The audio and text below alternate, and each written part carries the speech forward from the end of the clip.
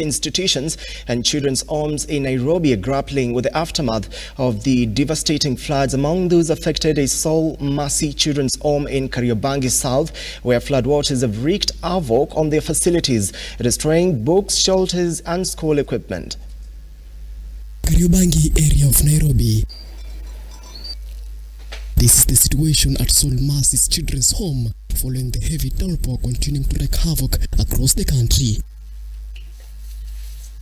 During our visit to the Soul Mercy Children's Home, it is evident that residents here are facing dire circumstances. Blankets and mattresses lay soaked and efforts were underway to salvage whatever remained. Tangu mvua uanze kunyesha tarehe 23 haijakoma kunyesha kila siku.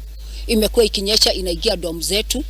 Watoto wetu tunawatoa usiku, tatulali tunakaanga, ikianza tu tunafikiria vile tutafanya kwa sababu domu zetu zinajaa maji zote mbili.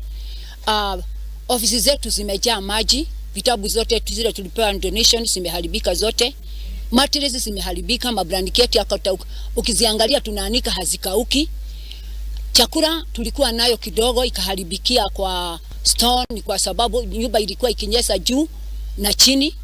So tunaomba wahisani wema watukumbuke ili tuweze tukirudi shule tupate vitabu ya watoto wetu kusoma nazo.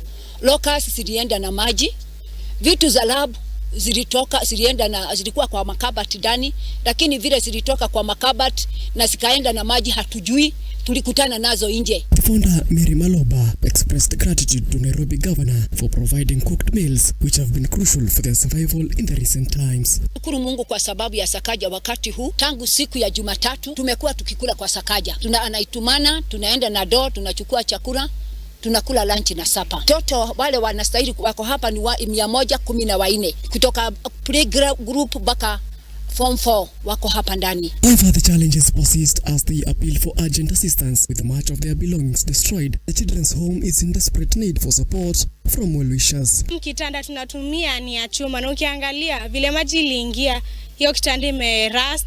Mattress zingine hata kuanika ndio bado inatuletea shida. Store ikaingia maji. Unga ulikuwa unajaribu kutoka uisave, unakumbuka kuna watoto wako domu na fai pia wasave.